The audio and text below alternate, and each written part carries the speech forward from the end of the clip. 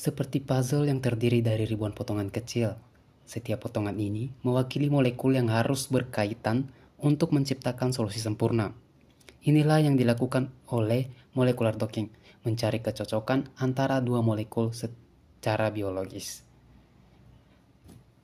Perkenalkan, nama saya Teman Igea, NIM 22110112100007, yang akan membahas tentang molecular docking tumbuhan bayam untuk memenuhi tugas praktikum metabolisme biomolekul. Sebelumnya, saya berterima kasih kepada Bapak Dr. Tanto Budi Susilo, SSI MSI, yang telah membimbing dan mengarahkan serta memberikan materi untuk menyelesaikan tugas ini. Adapun tujuan dari percobaan ini adalah untuk membuat model struktur 3D pada tumbuhan bayam menggunakan server Swiss Model dan menentukan binding affinity pada software Pyrex. Adapun enzim yang digunakan dalam percobaan ini adalah fosforibulokinase, yang merupakan enzim fotosintetik esensial yang mengkatalisis fosforilase ribulosa 5-fosfat yang bergantung pada ATP menjadi ribulosa 1,5 bifosfat, yang keduanya merupakan zat antara dalam siklus Calvin. Fungsi utamanya adalah untuk meregenerasi ribulosa 1,5 bifosfat yang merupakan substrat awal dan molekul akseptor CO2 dari siklus Calvin. Fosforibulokinase bersifat unik pada siklus Calvin, sehingga aktivitas enzim ini seringkali menentukan laju metabolisme pada organisme yang fiksasi karbonnya merupakan kunci untuk bertahan hidup. Adapun substrat yang digunakan adalah ribulase 5-fosfat, yang merupakan produk dan perantara dari jalur pentose fosfat dan siklus Calvin yang digunakan sebagai substrat untuk mengidentifikasi, membedakan, dan mengkarakterisasi fosfopentosa, isomerase, dan epimerase. Adapun alat dan bahan yang digunakan, alat adalah yang pertama laptop, aplikasi Biovia, dan Pyrex. Adapun bahan yang digunakan adalah file enzim fosforibulokinase dan substrat ribulose 5-fosfat. Memasuki modeling protein, membuka website resmi NCBI lalu memasukkan nama enzim dan di belakangnya diikuti nama latin dari tumbuhan bayam. Setelah itu search, lalu dipilih protein, memilih salah satu item, klik FASTA dan copy semua FASTA tersebut.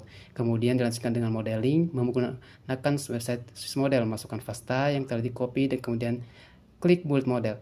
Hasil pemodelan akan diperoleh sesuai dengan sequence identity yang berbeda-beda. Kemudian dipilih sequence identity tertinggi dan download file tersebut dalam format PDB. Setelah tahap modeling tersebut dilanjutkan dengan memasukkan substrat pada PubChem, lalu search dan memilih item, lalu download substrat 3D conformer dalam bentuk SDF.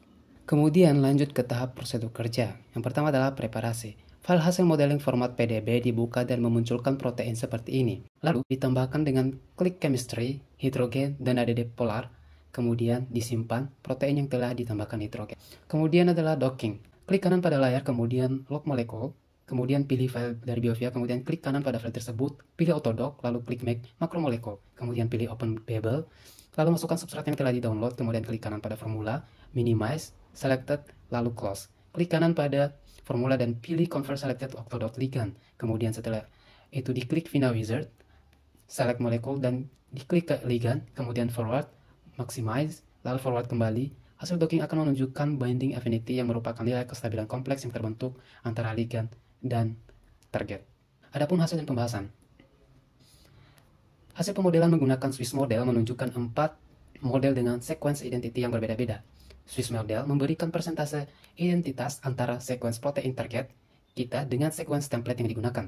Persentase ini menunjukkan seberapa mirip kedua protein secara sequence. Sequence identity mengacu pada persentase asam amino dalam protein atau basa dalam DNA dan RNA yang sama antara dua urutan ketika dijajarkan satu sama lain. Semakin tinggi nilai sequence identity, maka semakin besar kemungkinan bahwa struktur model kita akurat.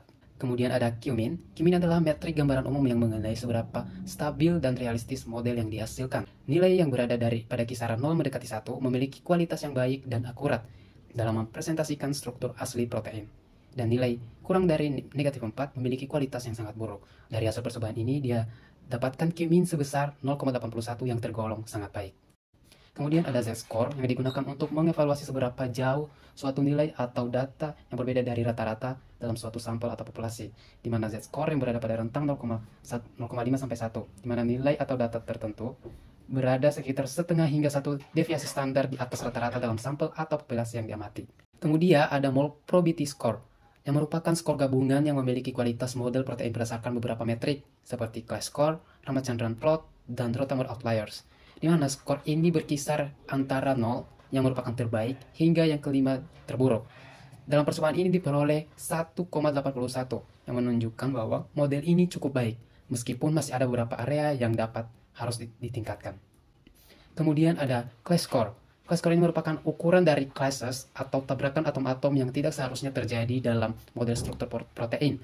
Nilai ini mengukur jumlah tabrakan per 1000 atom, dengan skor yang lebih rendah menunjukkan sedikit atau tidak adanya tabrakan yang tidak diinginkan.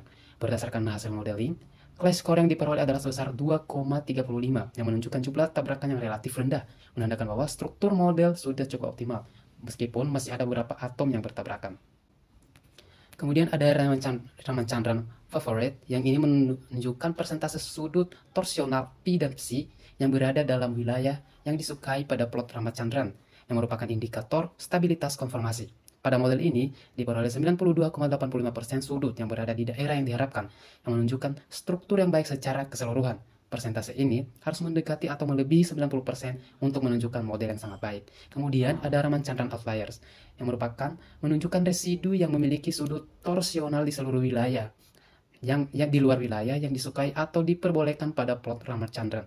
Dalam model ini terdapat 2,24% residu yang merupakan outliers. Outliers ini bisa menunjukkan ketidaksempurnaan dalam struktur yang mungkin menyebabkan ketidakstabilan atau ketidakcocokan dengan struktur protein alami.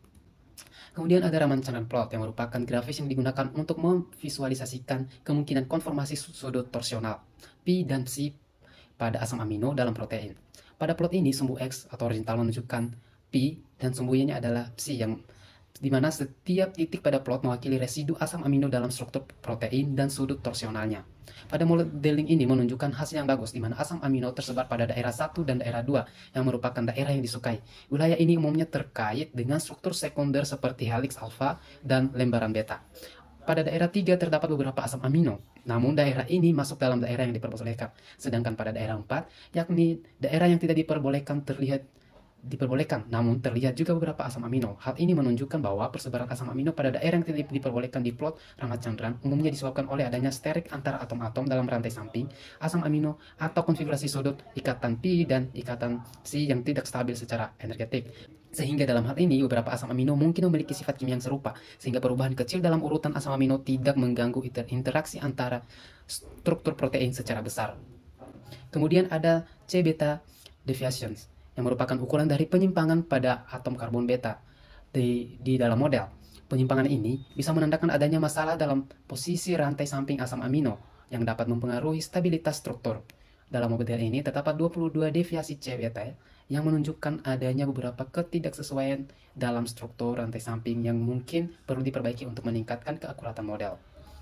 Kemudian ada bad bonds, merupakan ikatan antara atom yang memiliki panjang yang menyimpang jauh dari nilai yang diharapkan atau ideal. Pada hasil ini tidak ada bad bonds yang terdeteksi atau sebesar 0 dari 5457, yang menunjukkan bahwa ikatan antar atom dalam model sudah sesuai dengan panjang ikatan yang diharapkan, dan model tersebut tidak memiliki masalah signifikan terkait ikatan antar atom. Kemudian ada bad angles, yang menunjukkan adanya sudut ikatan antar atom yang berada di luar rentang normal. Dalam model ini ada 97 bad angles dari total 7.384 sudut, menunjukkan bahwa ada beberapa penyimpangan dari sudut normal. Meskipun jumlahnya relatif kecil, ini masih merupakan area yang perlu diperhatikan, terutama jika sudut yang buruk tersebut berada di lokasi penting seperti situs aktif dan daerah pengikatan. Kemudian binding affinity dari software PyRex. Binding affinity adalah ukuran dari kekuatan interaksi antara dua molekul. Dalam konteks ini adalah antara ligand dan target, yang biasanya protein. Nilai binding affinity dihitung dalam satuan energi kcal per mol dan menunjukkan seberapa kuat ligand dapat berikatan dengan target. Nilai ini diperoleh dari software docking, seperti Autodock Vina, yang menghitung potensi energi dan interaksi antara molekul yang didocking. Binding affinity yang lebih negatif menandakan interaksi yang lebih stabil dan afinitas yang lebih tinggi. Pada hasil docking ini, binding affinity untuk kedua mode adalah negatif 4,9 kcal per mol, yang artinya energi yang dilepaskan ketika ligand berikatan dengan target adalah 4,9 kcal per mol, yang menunjukkan bahwa ikatan ini cukup stabil meskipun tidak terlalu kuat dibandingkan dengan nilai yang biasanya ditemukan pada interaksi molekul dengan afinitas tinggi. Semakin negatif nilai binding affinity, semakin stabil dan kuat interaksi antara ligand dan target. Adapun kesimpulan dari percobaan ini adalah hasil modeling enzim fosforibonuclinase menggunakan Swiss model diperoleh sequence identity 86,46%, yang berarti bahwa model tersebut mirip dengan yang sebenarnya, serta kualitas model yang cukup baik dibuktikan dengan nilai Cumin, Z-score, mole probability, dan Ramachandran plot yang memenuhi persyaratan indikasi yang baik. Kemudian ada binding affinity hasil docking enzim fosforibonuclinase dengan substrat ribonuclinase 5-fosfat sebesar negatif 4,9 kcal per mol, yang berarti interaksi antara ligand dan target atau reseptor bersifat stabil, spontan, dan kuat. Terima kasih saya ucapkan atas perhatiannya. Terima kasih.